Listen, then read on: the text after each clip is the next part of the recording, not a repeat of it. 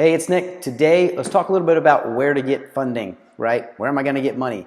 I get the question all the time, and it's a pretty good question because people are like, well, nobody's ever given me money for anything. Why are they going to give me money to buy a house or a bunch of houses? But it's not that hard to get it. A lot of it is going to be, do you have a good deal, right? If you have a good enough deal, you'll find the money, or the money will come to the deal so that you can make everything work. First thing, when you're going to go look for the money, right, so that you know you'll be able to buy these properties, what are you going to do with them, right? You want to fix and flip these properties? You want to hold these properties long term as a rental? You looking to just take them down and sell them real quick, like in a double close, so just a short term wholesale deal? That will help you determine where you want to start to look first, okay? A lot of people want to flip a house, okay? If you don't have the money yourself, okay, a big traditional bank is not typically going to give you the money, and they're not going to be able to give it to you fast enough, right, that you could use it to close quickly on this type of deal. Getting money from someone that you know, right, someone that wants to fund you, a friend, a family member, is always an option. They'll put up the money, you do all the work, you guys can work out the split the way you want.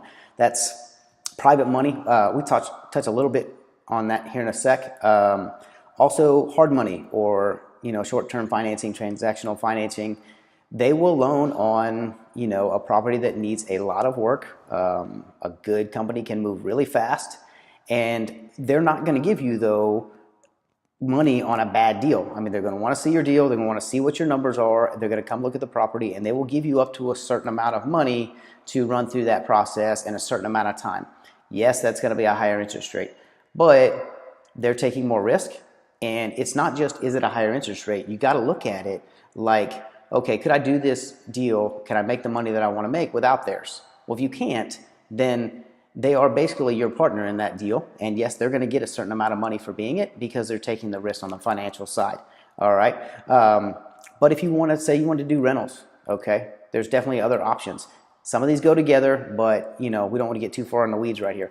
Rental properties, especially as you're just starting out, okay, you can go to more traditional banks. I would say maybe find more of a mortgage broker who's used to doing rental loans, and you can get relatively inexpensive money, okay, for a longer period of time that you're going to keep as a rental, especially as you're starting out. Now, once you get a certain amount of loans, then you're going to have to adjust your strategy. But part of adjusting your strategy can also be going to some smaller banks, right? Some smaller local banks here in town who'd love to, if you have a good deal on a rental property, finance that property for you. You're not probably going to get quite as good a rate. You're almost for certain going to get a shorter term, right? Instead of getting like 30-year financing, you're probably going to get 15 or 20, something along those lines. But they're a great resource, and it's still a lot less expensive than some of the other ways that you would go. So once you've been going for a while, right? Well, what do I do? Like once I get 10 of these loans, I've got my 10 rental properties.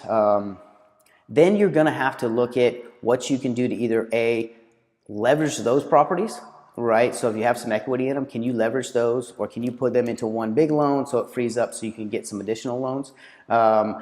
You've done well, you've got some that are free and clear, you could take them to a bank. Lots of times this works really good at a smaller bank, and put those up as collateral, right? So you can either get money to buy another one, get a line of credit. There's a ton of more options once you get further along.